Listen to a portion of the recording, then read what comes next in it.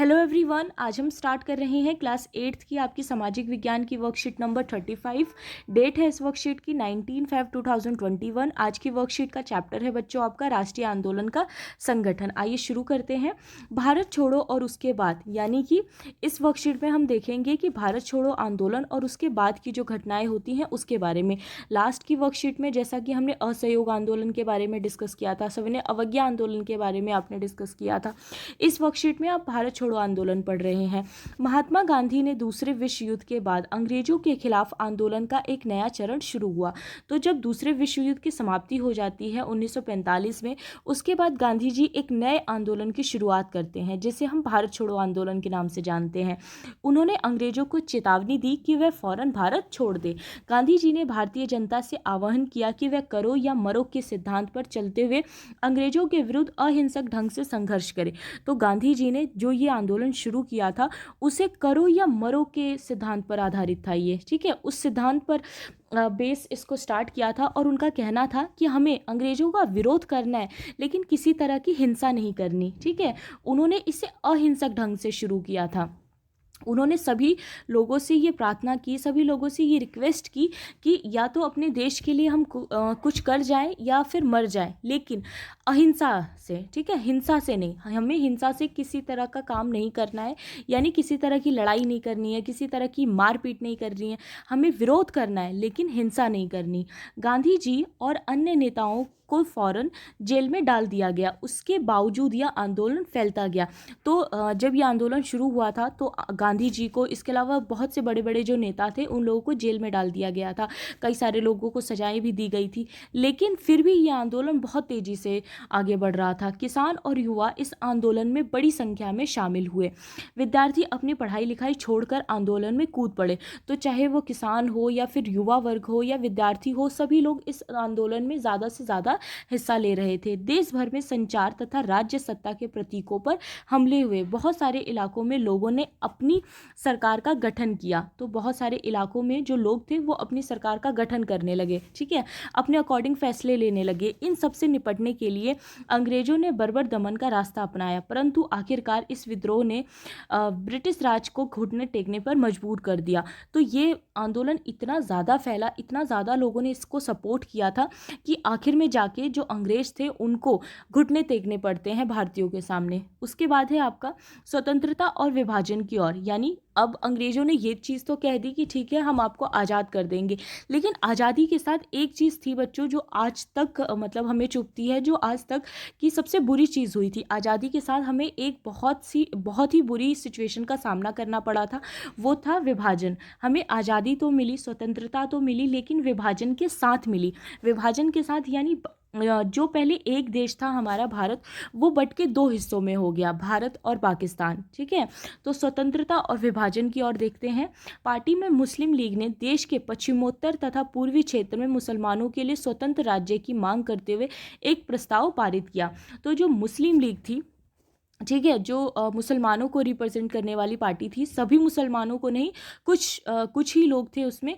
तो जो मुस्लिम लीग थी उन लोगों ने देश के, अगर आप आज का मैप देखें तो उसमें जिस साइड पाकिस्तान है पश्चिम की तरफ वो पाकिस्तान, और आज जहाँ पर बांग्लादेश है इस साइड की तरफ अगर आप मैप में देखें, ठीक है, तो पश्चिमोत्तर और पूर्वी क्षेत्रों में मुसलमानों के लिए स्वतंत्र राज्य की मांग की। मुस्लिम लीग का कहना था कि हमें पश्चिम की तरफ एक हिस्सा चाहिए और पूरब की तरफ एक हिस्सा चाहिए जो कि हमारा देश होगा, ठीक है। वो टू नेशन पॉलिसी पे विश्वास करते थे।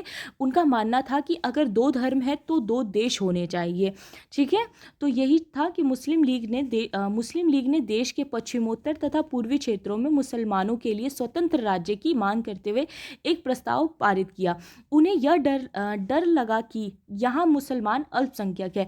तो इसके पीछे उन्होंने क्या रीज़न दिया था कि क्यों वो ऐसी मांग कर रहे हैं, तो उसका रीज़न उन्होंने दिया कि मुसलमान अल्पसंख्यक है, यानी उनकी संख्या कम है। उनका कहना था कि मुसलमानों की संख्या कम है और हिंदुओं की संख्या ज़्यादा है, तो ऐसा ना हो कि जो मुसलमान हैं वो दब जाएं या फिर उनको किसी तरह के अधिकार नहीं मिले, ठीक है।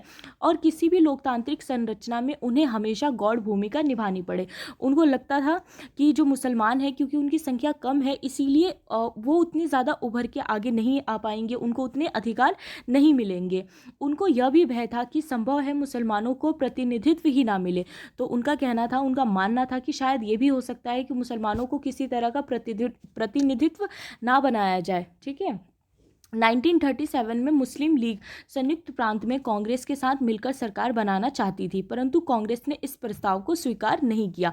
तो जब 1937 का चुनाव होता है तो मुस्लिम लीग संयुक्त प्रांत में कांग्रेस के साथ अपनी सरकार बनाना चाहती थी, तो कांग्रेस ने इस प्रस्ताव को अस्वीकार कर दिया था, उन्होंने इसे नहीं माना था। तो ये भी एक रीज़न था उनके विभाजन का।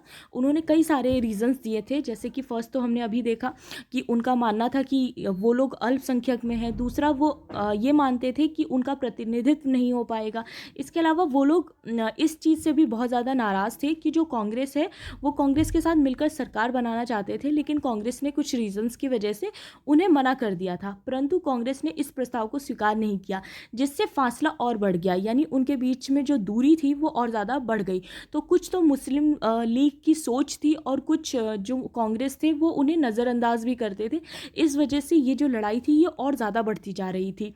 1946 में दोबारा चुनाव हुए। सामान्य निर्वाचन क्षेत्रों में कांग्रेस का प्रदर्शन तो अच्छा रहा, परंतु मुसलमानों के लिए आरक्षित सीटों पर लीग को बेजोड़ सफलता मिली। लीग पाकिस्तान की मांग पर चलती रही। ठीक है।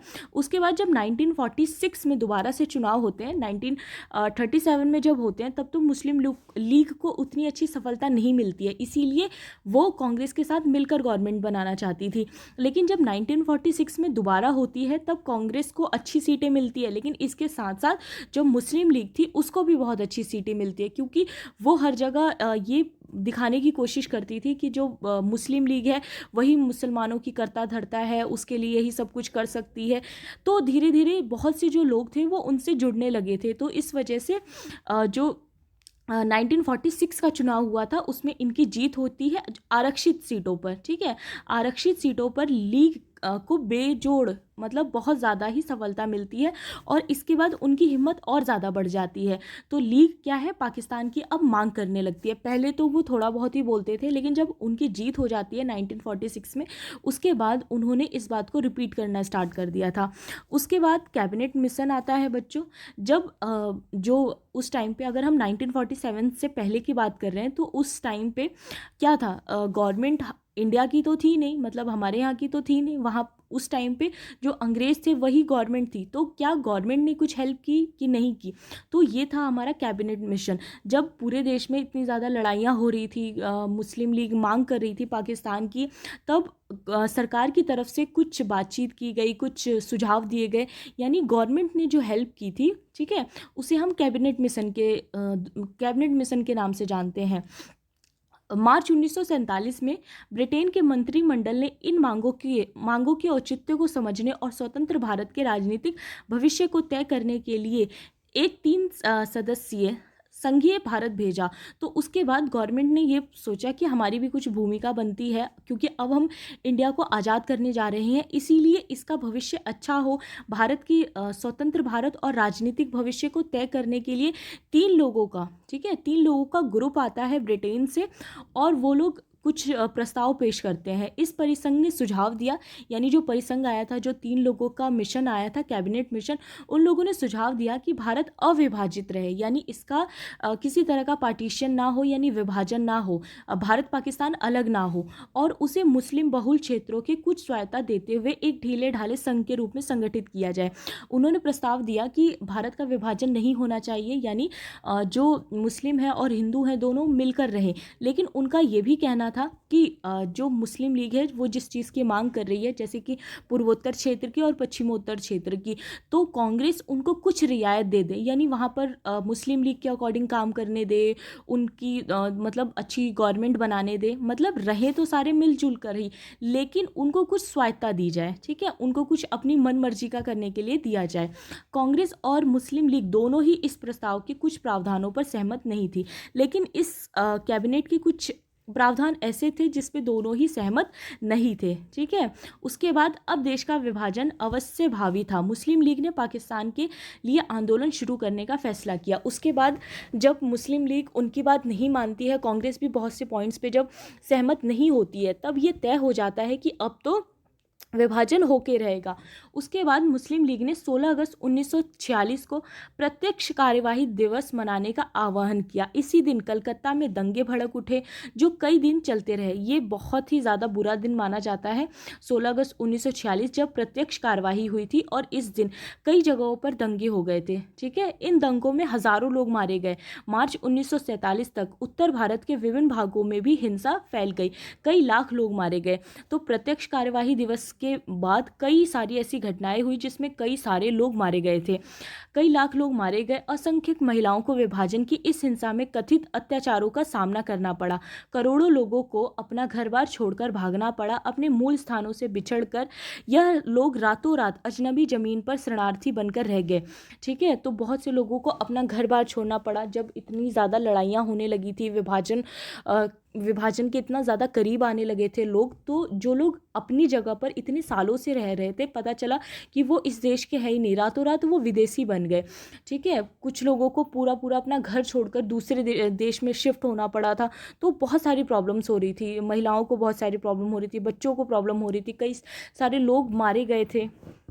ठीक है, उसके बाद है आपका कि स्थानों से बिछड़कर यह लोग रातों रात अजनबी ज़मीन पर शरणार्थी बनकर रह गए। शरणार्थी मतलब कि वो अपनी ही ज़मीन पर ऐसे अनजान से बनकर रह गए थे। इस तरह ब्रिटिश शासन से स्वतंत्रता का यह आनंद विभाजन की पीड़ा और हिंसा के साथ हमारे सामने आया। तो स्वतंत्रता जो हमें मिली थी, इसकी जो खुशी थी वो कहीं ना कहीं पीड़ा में बदल गई। यानी क्वेश्चन नंबर फर्स्ट है आपका, भारत छोड़ो आंदोलन किस प्रकार फैला। आंसर होगा कि दूसरे विश्व युद्ध के बाद महात्मा गांधी ने आंदोलन का एक नया चरण शुरू किया और अंग्रेजों को चेतावनी दी कि वह फौरन भारत छोड़ दे। तो दूसरे विश्व युद्ध के बाद गांधी जी ने जो आंदोलन शुरू किया था, महात्मा गांधी ने आंदोलन का एक नया चरण शुरू किया था और अंग्रेजों को साफ साफ ये चेतावनी दे दी थी, ये बता दिया था कि अब उन्हें भारत छोड़ना ही पड़ेगा। गांधी जी ने भारतीय जनता से आग्रह किया, यानी उन्होंने अपनी जनता से, भारतीय जनता से भी ये रिक्वेस्ट की कि करो या मरो, यानी अपने देश के लिए कुछ कर जाओ या मर जाओ के सिद्धांत पर चलते हुए अंग्रेजों के विरुद्ध अहिंसक ढंग से संघर्ष करें। और अंग्रेजों के विरुद्ध हमें संघर्ष करना है, और कैसे संघर्ष करना है, अहिंसक रूप से, यानी बिना किसी हिंसा का सहारा लिए हुए। तो गांधी जी ने करो या मरो का सिद्धांत दिया और अंग्रेजों के विरुद्ध संघर्ष तो करना है हमें, लेकिन कैसा संघर्ष करना है, अहिंसक, यानी किसी भी हिंसा का सहारा नहीं लेना है। गांधी जी और अन्य नेताओं को फौरन जेल में डाल दिया गया। इसके बाद कितने सारे जो नेता थे बड़े बड़े, इसके अलावा गांधी जी थे, बहुत लोगों को जेल में डाल दिया, लेकिन फिर भी लोग रुके नहीं। बहुत से जो लोग थे उन्होंने बढ़ चढ़कर इस आंदोलन में हिस्सा लिया। इसके बावजूद यह आंदोलन फैलता गया। किसान और युवा इस आंदोलन में बड़ी संख्या में शामिल हुए। तो बहुत से किसान, युवा जो वर्ग था, छात्रों का जो वर्ग था, वो बड़ी मात्रा में इस आंदोलन में जुड़ता जा रहा था। तो इस तरह ये पूरे देश में फैल गया।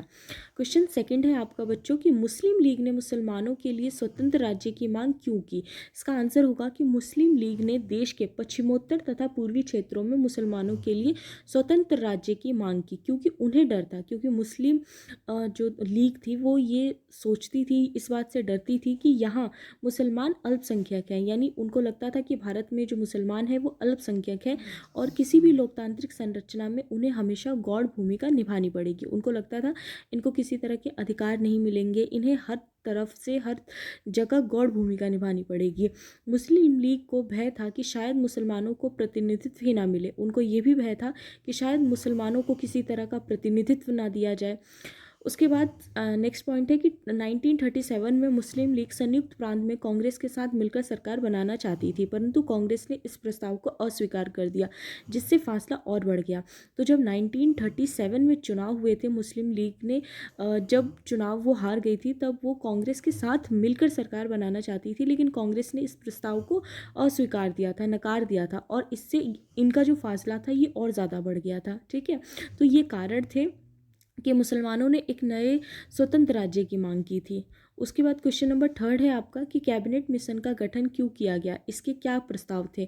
तो भारत की राजनीतिक परिस्थिति का अध्ययन करने और समस्या का निदान खोजने के लिए ब्रिटिश संसद ने 3 संसद सदस्यीय परिसंघ भारत भेजा। तो जब इतनी सारी प्रॉब्लम चल रही थी इंडिया में, यानी जो मुस्लिम लीग थी वो एक अलग देश की मांग कर रही थी, तो उस टाइम पे गवर्नमेंट ने भी अपनी कुछ भूमिका निभाई थी। ठीक है, तो कैबिनेट मिशन उसमें उसमें से ही एक है। भारत की जो राजनीति थी उसकी परिस्थिति का अध्ययन करने के लिए और जो प्रॉब्लम चल रही थी उसका निदान यानी कि उसकी प्रॉब्लम को सॉल्व करने के लिए जो ब्रिटिश थी उसने ब्रिटिश संसद ने 3 सदस्य यानी 3 लोगों का एक परिसंघ भारत भेजा था, ठीक है, जिसने मुस्लिम लीग से और कांग्रेस से बातचीत की थी। उन्होंने क्या प्रस्ताव दिया था इसमें, तो कैबिनेट मिशन का प्रस्ताव था कि भारत अविभाजित रहे यानी इसका विभाजन ना हो, जैसे कि भारत और जो मुस्लिम लीग था वो अलग होना चाहता था, भारत से अलग राष्ट्र बनाना चाहता था। तो इस बात को वो मना कर रहे थे कि ऐसा नहीं होना चाहिए, ये अविभाजित रहना चाहिए। और उसमें उन्होंने एक चीज़ और बोली थी, उससे मुस्लिम बहुल क्षेत्रों को कुछ स्वायत्ता देते हुए एक ढीले ढाले संघ के रूप में संगठित किया जाए। उनका कहना था कि भारत अविभाजित रहे। दूसरा, जो मुस्लिम लीग है वो जिन इलाकों की मांग कर रही है वहाँ पर उनको कुछ स्वायत्ता दे दी जाए, ठीक है, जिसमें वो अपने लिए कुछ चीज़ें कर सके या अपने लिए कुछ मतलब नए कानून बना सके, अपने अकॉर्डिंग चीज़ें कर सके, ठीक है। तो इस प्रस्ताव में काफ़ी सारी बातें हुई थी जो कि दोनों ही पक्ष को नहीं पसंद आई थी। उसके बाद है आपका क्वेश्चन नंबर 4, इसी पे बेस कि कांग्रेस और मुस्लिम लीग दोनों ने कैबिनेट मिशन के प्रस्ताव को क्यों ठुकरा दिया। तो इसका आंसर होगा कि कांग्रेस और मुस्लिम लीग दोनों ही इस प्रस्ताव के कुछ प्रावधानों पर सहमत नहीं थी। अब देश का विभाजन निश्चित था तो दोनों ही इन प्रस्तावों पर नहीं सहमत थी। जैसे मुस्लिम लीग इस बात से सहमत नहीं थी कि ये अविभाजित रहे, ठीक है, यानी भारत का विभाजन ना हो, क्योंकि उसने डिसाइड कर लिया था कि उसको पूर्वी वाला जो हिस्सा है और पश्चिमी वाला जो हिस्सा है वो पाकिस्तान के रूप में चाहिए ही चाहिए, ठीक है। तो ये थी आज की आपकी वर्कशीट। आई होप आपको अच्छी लगी हो। Thank you so much.